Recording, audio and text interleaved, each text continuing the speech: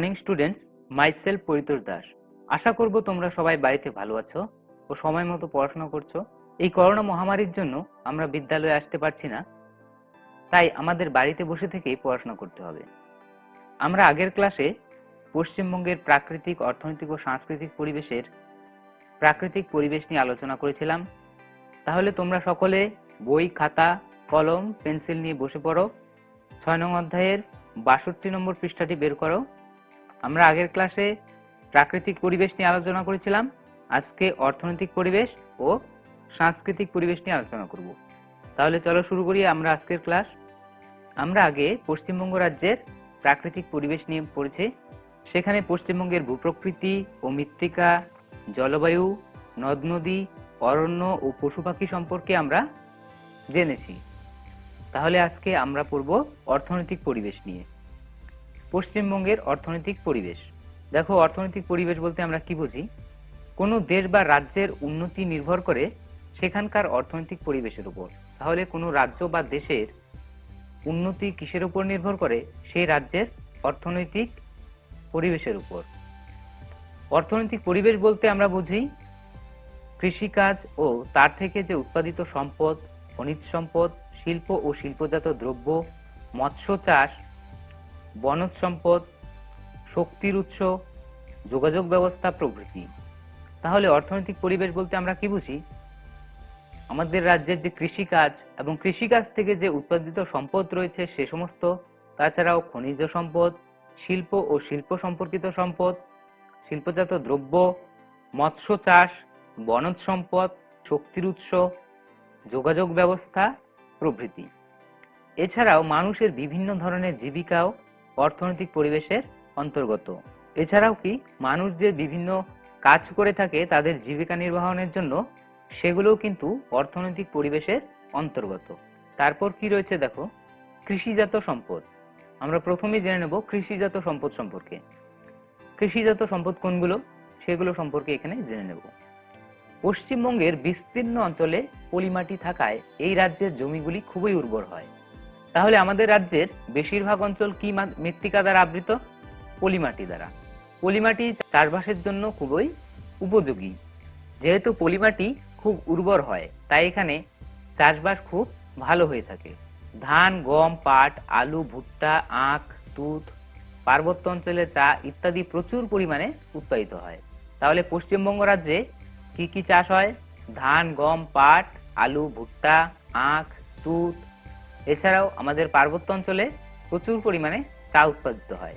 এছাড়াও নানান রকমের শাকসবজি, ফল ইত্যাদি কিন্তু এখানে উৎপাদিত হয়ে থাকে। আর এখানে ফুলের চাষও হয়ে থাকে। এইসব কৃষিজাত সম্পদ থেকে কৃষকের যেমন আয় হয়, তেমনি কিন্তু ব্যবসায়ীরাও অর্থ উপার্জন করে থাকে। এই যে কৃষিজ ফসলগুলো রয়েছে, এই ফসলগুলো কৃষকেরা বাজারে বিক্রি করতে নিয়ে যায়। সেখান থেকে ব্যবসায়ীরা কৃষকের কাছ থেকে কিনে নিয়ে তারা কিন্তু ক্রেতাদের কাছে বিক্রি করে। তাহলে কি হচ্ছে? কৃষকরাও এখান থেকে আয় করতে পারছে, তার পাশাপাশি যে ব্যবসায়ীরা কৃষকের থেকে এই সবজিগুলো কিনে নিচ্ছে তারাও সেখান থেকে আয় করছে। তাহলে কৃষক এবং ব্যবসায়ীদের জীবিকা কিন্তু এই কৃষিকাজের উপর নির্ভর করে চলছে। তারপর রয়েছে দেখো খনিজ সম্পদ। আমাদের রাজ্যের উল্লেখযোগ্য খনিজ সম্পদ হলো কয়লা, ডলোমাইট, চুনাপাথর, চীনামাটি প্রভৃতি। তাহলে আমাদের রাজ্যের উল্লেখযোগ্য খনিজ সম্পদগুলি কি কি? কয়লা, ডলোমাইট, চুনাপাথর এবং চীনামাটি। এই সম্পদগুলি বিভিন্ন শিল্প কলকারখানায় ব্যবহৃত হয়।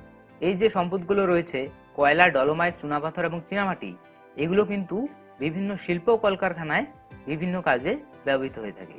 তারপর রয়েছে শিল্প। কৃষিজাত ফসল ও খনিজ সম্পদকে কাজে লাগিয়ে গড়ে ওঠে বিভিন্ন শিল্প। তাহলে এই যে কৃষিজাত সম্পদগুলো রয়েছে, ফসলগুলো রয়েছে, সেই সমস্ত ফসল ও খনিজ সম্পদকে কাজে লাগিয়ে কি তৈরি হয়? শিল্প, বিভিন্ন শিল্প কলকারখানা গড়ে ওঠে। আর এই শিল্প থেকেই পাওয়া যায় বিভিন্ন শিল্পজাত সম্পদ। তাহলে শিল্প থেকে আমরা কি পেয়ে থাকি? এই যে কৃষিজ ফসল এবং খনিজ সম্পদ রয়েছে তাদেরকে কাজে লাগিয়ে বিভিন্ন শিল্পজাত সম্পদ উৎপাদিত হয়ে থাকে।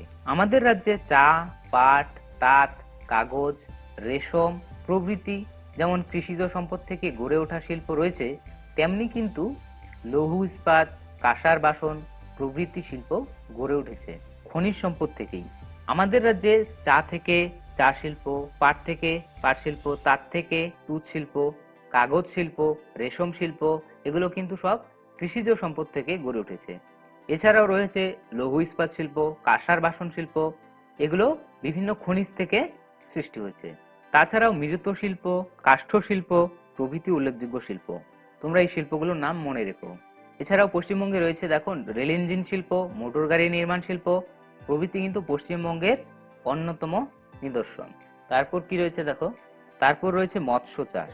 মৎস্য চাষ, পশ্চিমবঙ্গে এত নদী নালা খালবিল আছে যে এই রাজ্যকে নদীমাতৃক রাজ্য বলা হয়। তাহলে পশ্চিমবঙ্গকে নদীমাতৃক রাজ্য বলে, এই কথাটি তোমরা আগেও শুনেছো, কেননা পশ্চিমবঙ্গে প্রচুর নদী নালা ও খালবিল রয়েছে, আর এখানে কি হয়, মাছ চাষ হয়। ফলে মৎস্য চাষ কিন্তু এখানকার অন্যতম অর্থনৈতিক দিক।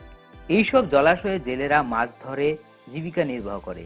এই যে পশ্চিমবঙ্গে বিভিন্ন প্রকার জলাশয় রয়েছে, সেখানে জেলেরা কি করে, মাছ ধরে আর সেই মাছ বাজারে বিক্রি করে, এভাবেই তাদের জীবিকা নির্বাহ হয়ে থাকে। পশ্চিমবঙ্গের দেখো দীঘা, শঙ্করপুর, জুনপুট প্রভৃতি জায়গায় মাছ ধরে রাজ্যের বিভিন্ন জায়গায় এবং অন্য রাজ্যেও মাছ বিক্রি করা হয়। তাহলে পশ্চিমবঙ্গের কোন কোন জায়গা থেকে মাছ ধরা হয় এবং বাজারে এনে বিক্রি করা হয়? দীঘা, শঙ্করপুর, জুনপুট প্রভৃতি জায়গা থেকে। আবার অনেক জায়গায় জমিতে জল ধরে রেখে মাছের চাষ করা হয়, একে কি বলা হয়? একে বলা হয় ভেরি। তাহলে যদি জমিতে জল ধরে রেখে কেউ মাছ চাষ করে তাকে কি বলে? ভেরি বলে। ভেরি কাকে বলে এটা তোমরা দাগিয়ে রেখো, পরীক্ষা আসতে পারে। উত্তর ও দক্ষিণ 24 পরগনার বহু জায়গায় এইরকম মাছের ভেরি রয়েছে। এখানে কি কি চাষ করা হয়? এই মাছের ভেরিগুলোতে দেখো চিংড়ি মাছ, ভেটকি মাছ প্রভৃতি চাষ করা হয়ে থাকে। তারপর রয়েছে দেখো, তারপর রয়েছে বনজ সম্পদ। পশ্চিমবঙ্গের বনভূমিতে অনেক উন্নত ধরনের গাছ জন্মায়। আমাদের পশ্চিমবঙ্গে যে সমস্ত বনভূমি রয়েছে সেখানে কিন্তু বিভিন্ন ধরনের উন্নত গাছ জন্মায়, যেমন শাল, সেগুন, অর্জুন, শিমুল, শিশু, ওক, পাইন, বার্চ, সুন্দরী, গরান, গেওয়া, খয়ের ইত্যাদি। তাহলে আমাদের রাজ্যে যে উন্নত কাঠগুলো পাওয়া যায় সেগুলো কি কি গাছ থেকে পাওয়া যায়? শাল, সেগুন, অর্জুন, শিমুল, শিশু, ওক, পাইন, বার্চ, সুন্দরী, গরান, গেওয়া, খয়ের প্রভৃতি গাছ থেকে। এই সমস্ত কাঠ থেকে নানান রকম আসবাব তৈরি হয়। এই কাঠগুলো কি কি কাজে লাগে? এই কাঠগুলো থেকে বিভিন্ন আসবাবপত্র তৈরি হয়। এছাড়া বাঁশ, বেত প্রভৃতিও কিন্তু পাওয়া যায়, যা কুটির শিল্পের কাজে লাগে। এছাড়া বন থেকে কি পাওয়া যায়? মধু, মোম, ধুনা, রজন ইত্যাদি। তাহলে বন থেকে আমরা কি কি পাই? বিভিন্ন কাঠ পাই, সেগুলো কি বিভিন্ন আসবাবপত্র তৈরিতে কাজে লাগে। এছাড়া বাঁশ, বেত পাওয়া যায়, যেগুলো বিভিন্ন কুটির শিল্পের কাজে লাগে। তাছাড়া মধু, মোম, ধুনা, রজন ইত্যাদি আমরা পেয়ে থাকি। তারপর রয়েছে দেখো শক্তির উৎস। ঘরে আলো জ্বালাতে, পাখা চালাতে, টিভি, ফ্রিজ প্রভৃতির জন্য যেমন বিদ্যুৎ প্রয়োজন, সেই রকম যানবাহন, কলকারখানা, যন্ত্রপাতি চালানো প্রভৃতি কাজেও কিন্তু শক্তির প্রয়োজন হয়। তাহলে আমরা আমাদের বাড়িতে যে আলো জ্বালাই, পাখা চালাই, টিভি চালাই, সেগুলোর জন্য কি দরকার? বিদ্যুৎ দরকার। তেমনি যানবাহন, কলকারখানা প্রভৃতি যন্ত্রপাতি চালানোর জন্য কি দরকার? শক্তির দরকার। এই শক্তি নানান ভাবে পাওয়া যায়। যেমন কি কি শক্তি রয়েছে? জলবিদ্যুৎ শক্তি। জলবিদ্যুৎ শক্তি কোথা থেকে আসে? নদী বা জলস্রোত আছে এমন জায়গা থেকে কি পাওয়া যায়? জলবিদ্যুৎ শক্তি। তারপর রয়েছে দেখো তাপবিদ্যুৎ শক্তি। এই তাপবিদ্যুৎ শক্তি পাওয়া যায় কয়লা পুড়িয়ে। তারপর রয়েছে বায়ু শক্তি। এই বায়ু শক্তি পাই আমরা বাতাসের গতিশক্তি ব্যবহার করে বায়ুকল চালিয়ে। তারপর রয়েছে সৌরশক্তি। সৌরশক্তি কোথা থেকে পাই? সূর্যের তাপ সোলার যন্ত্রে ধরে রেখে আমরা সৌরশক্তি পাই। তারপর রয়েছে পারমাণবিক শক্তি। ইউরেনিয়াম, থোরিয়াম প্রভৃতি খনিজ পদার্থ কাজে লাগিয়ে আমরা পারমাণবিক শক্তি পাই। তারপর রয়েছে জৈব গ্যাস। প্রধানত গোবর প্ল্যান্ট থেকে এই জৈব গ্যাস পাওয়া যায়। তাছাড়া বিভিন্ন আবর্জনা থেকেও কিন্তু এই শক্তি আজকাল পাওয়া যায়। এইসব শক্তি উৎপাদনের জন্য নানান কারখানা বা প্ল্যান্ট এই রাজ্যে আছে। সেগুলি থেকেই উৎপাদিত শক্তি আমাদের প্রতিদিনের কাজে লাগে। তাছাড়া পেট্রোল বা ডিজেলও এক ধরনের শক্তি, যা বিভিন্ন গাড়ি চালাতে ব্যবহৃত হয়ে থাকে। তাহলে শক্তি কি কি প্রকারের হয়ে থাকে এবং কি শক্তি কোথা থেকে উৎপন্ন হচ্ছে, এগুলো তোমরা ভালো করে পড়ে রাখবে। তারপর রয়েছে দেখো যোগাযোগ ব্যবস্থা। পশ্চিমবঙ্গের শহর ও শহরতলির যোগাযোগ ব্যবস্থা কিন্তু অনেক উন্নত। গ্রামের যোগাযোগ ব্যবস্থা যদিও এখনো তেমন উল্লেখযোগ্য বলা যায় না। এই রাজ্যের 4 রকম পথে যোগাযোগ ব্যবস্থা গড়ে উঠেছে: স্থলপথ, জলপথ, আকাশপথ এবং অন্যান্য পথও রয়েছে। স্থলপথে আমরা কি কি দেখতে পাই? স্থলপথে সাধারণত আমরা পায়ে হেঁটে যেতে গেলেও আমাদের কি স্থলপথের প্রয়োজন হয়, কিন্তু দ্রুত যাওয়ার জন্য দরকার পরিবহন ব্যবস্থা। আর এই রাজ্যে স্থলপথ দিয়ে যে সমস্ত পরিবহন চলে সেগুলো যেরকম সাইকেল, রিক্সা, ভ্যান, বাস, অটো, মোটর গাড়ি, ট্রাম, ট্রেন প্রভৃতি। এইসবের মাধ্যমেও মানুষ এক জায়গা থেকে অন্য জায়গায় যেতে পারে। তাহলে আমাদের স্থলপথে কি কি চলে সেগুলো তোমরা দাগিয়ে রেখো। স্থলপথের এই সমস্ত পরিবহনের মাধ্যমে আমরা যেরকম এক জায়গা থেকে অন্য জায়গায় যাতায়াত করি, তেমনি মালপত্রও কিন্তু পরিবহন করা হয়। এর জন্য দরকার কি? লরি, ট্রাক ইত্যাদি। গ্রামে গরুর গাড়ি, সাইকেল ইত্যাদি চলে, কেননা গ্রামে কিন্তু বড় রাস্তার অভাব রয়েছে এবং পাকা রাস্তার অভাব রয়েছে, তাই সেখানে গরুর গাড়ি এবং সাইকেল বেশি চলে। তবে এখন বেশিরভাগ গ্রামেই ম্যাটাডোর বা অন্য মোটর গাড়িও চলে থাকে। তারপর রয়েছে জলপথ। জলপথে কি কি রয়েছে? নৌকো, ছোট ডিঙি, স্টিমার, ভটভটি, লঞ্চ, জাহাজ প্রভৃতি হলো জলযান। তাহলে জলপথে কি কি পরিবহন রয়েছে? নৌকা, ছোট ডিঙি, স্টিমার, ভটভটি, লঞ্চ, জাহাজ প্রভৃতি। এগুলি জলপথে চলাচল করে। এইসব যানবাহনের দ্বারা মানুষ মালপত্র পরিবহন করে। জলপথে সব থেকে কম খরচেই মাল পরিবহন করা যায়, তাই আমাদের রাজ্যে বা বিভিন্ন জায়গায়ও কিন্তু ভারী মালপত্র পরিবহন করার জন্য জলপথ ব্যবহার করা হয়ে থাকে। তারপর রয়েছে আকাশপথ। আকাশপথে উড়োজাহাজ বা বিমান, হেলিকপ্টার প্রভৃতির মাধ্যমে মানুষ অন্যান্য জিনিসপত্র পরিবাহিত করে। উড়োজাহাজ বা হেলিকপ্টার, বিমান এগুলো বেশিরভাগ ক্ষেত্রে যখন দূরবর্তী জায়গায় যাওয়া হয় তখন ব্যবহার হয়। আর উড়োজাহাজ বা বিমানে ভারী জিনিসপত্র কিন্তু পরিবাহিত হয় না। এছাড়াও অন্যান্য পথগুলো যেরকম টেলিফোন, মোবাইল, ইমেল, ফ্যাক্স প্রভৃতিও এখন যোগাযোগের এক উন্নত মাধ্যম। কোনো ব্যক্তি বা মালপত্র হয়তো যেতে পারে না, তবে অত্যন্ত দ্রুত যোগাযোগ করা সম্ভব হয় এই মাধ্যমগুলির দ্বারা। ধরো একজন তোমার বন্ধু কলকাতায় রয়েছে আর তুমি বাড়িতে রয়েছো, তুমি এখন যেতে পারছো না তার সঙ্গে দেখা করতে, তাহলে তুমি কিভাবে তার সঙ্গে যোগাযোগ করবে? মোবাইলে। তাহলে কি মোবাইল, ইমেল, ফ্যাক্স এগুলো খুব উন্নত যোগাযোগ ব্যবস্থা। তারপর রয়েছে দেখো জীবিকা। জীবিকা হলো মানুষের অর্থনৈতিক জীবনের একটি অঙ্গ। বিভিন্ন মানুষ বিভিন্ন কাজ করে জীবিকা নির্বাহ করে। পশ্চিমবঙ্গের বহু মানুষ কি কৃষিকাজের সঙ্গে যুক্ত। তাহলে আমাদের রাজ্যের বেশিরভাগ মানুষ কি কৃষিকাজ করে জীবিকা নির্বাহ করে। কৃষি থেকে উৎপাদিত ফসল বিক্রি করে উপার্জন করে কৃষকেরা। কেউ মাছ মাংস, কেউ ডিম, কেউ সবজি, চাল, ডাল, তেল ইত্যাদি জিনিসপত্র বিক্রি করে। জেলেরা কি করে? মাছ ধরে বিক্রি করে।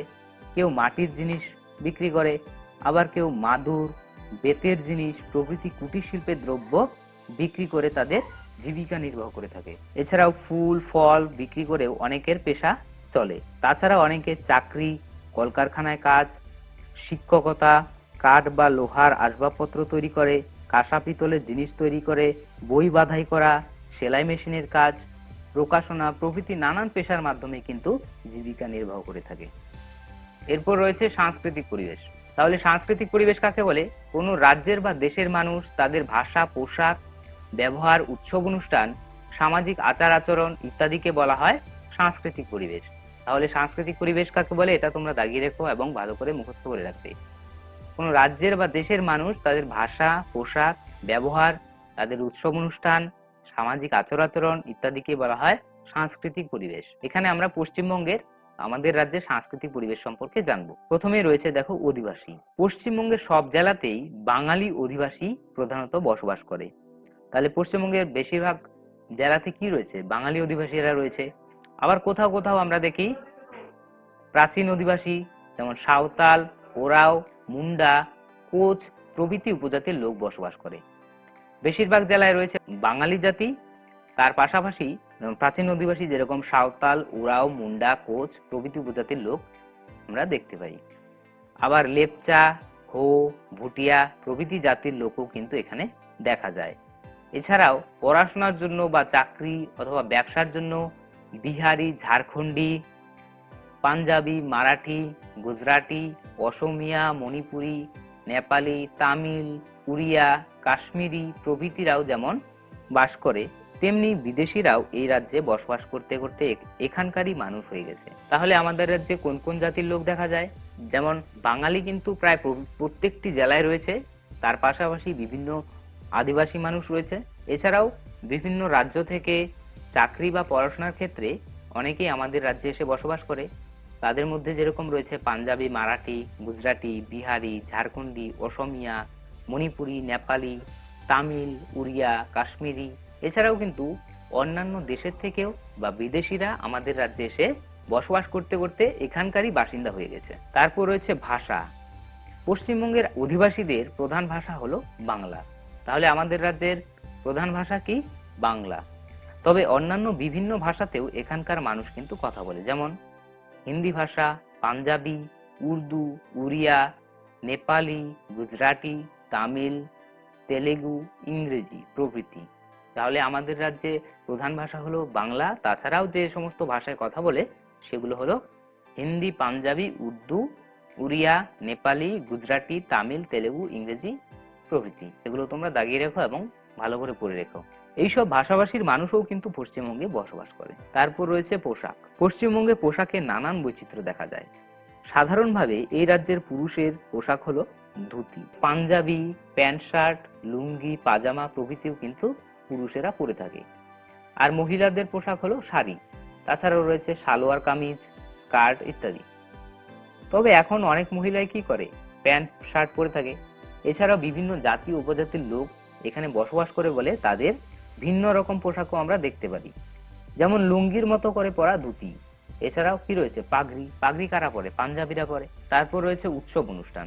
কথা বলে বাঙালির 12 মাসে 13 পার্বণ, অর্থাৎ আমাদের রাজ্যে সারা বছরই প্রায় উৎসব অনুষ্ঠান লেগেই থাকে, তাই বাঙালির 12 মাসে 13 পার্বণ বলা হয়। কখনো সামাজিক অনুষ্ঠান, আবার কোথাও জাতীয় বা অন্যান্য অনুষ্ঠান সবসময় লেগেই আছে।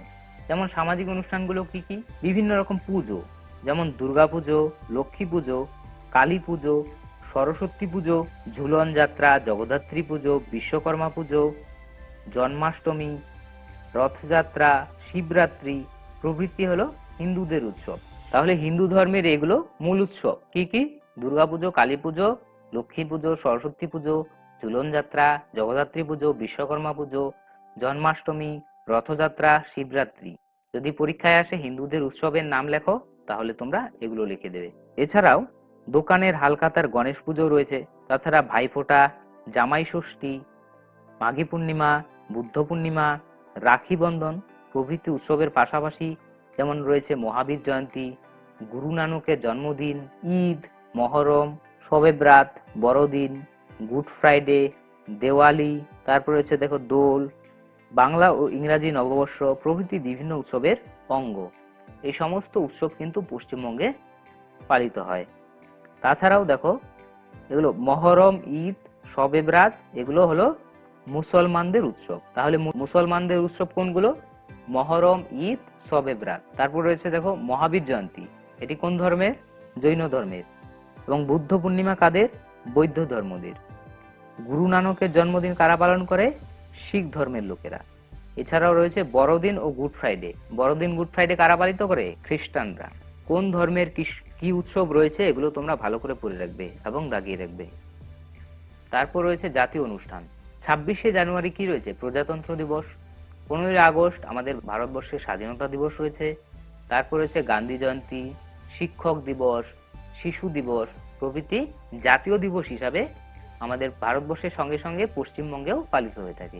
এছাড়াও অন্যান্য উৎসব যেমন শ্রমিক দিবস, রবীন্দ্র জয়ন্তী, নজরুল জয়ন্তী, নেতাজি জন্মদিন, তেমনি আছে বিশ্ব পরিবেশ দিবস, বিশ্ব প্রতিবন্ধী দিবস, বিদ্যাসাগরের জন্মদিন প্রভৃতি।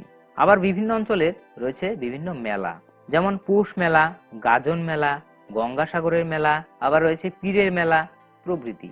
এছাড়াও শান্তিপুরের কি রাস উৎসব, কৃষ্ণনগরের 12 দোলের মেলা, জয়নগরের পঞ্চম দোল, কলকাতার বই মেলা, শান্তিনিকেতনের বসন্ত উৎসব, পুরুলিয়ার ছৌ নাচ উৎসব, ভাওয়াইয়া গান, মাহেশের রথ প্রভৃতিও কিন্তু উৎসবের অঙ্গ। তাহলে পশ্চিমবঙ্গে কি কি অনুষ্ঠান, কি কি উৎসব রয়েছে এগুলো তোমরা ভালো করে পড়বে। আজকে এই পর্যন্ত আমাদের এতটুকুই রইলো।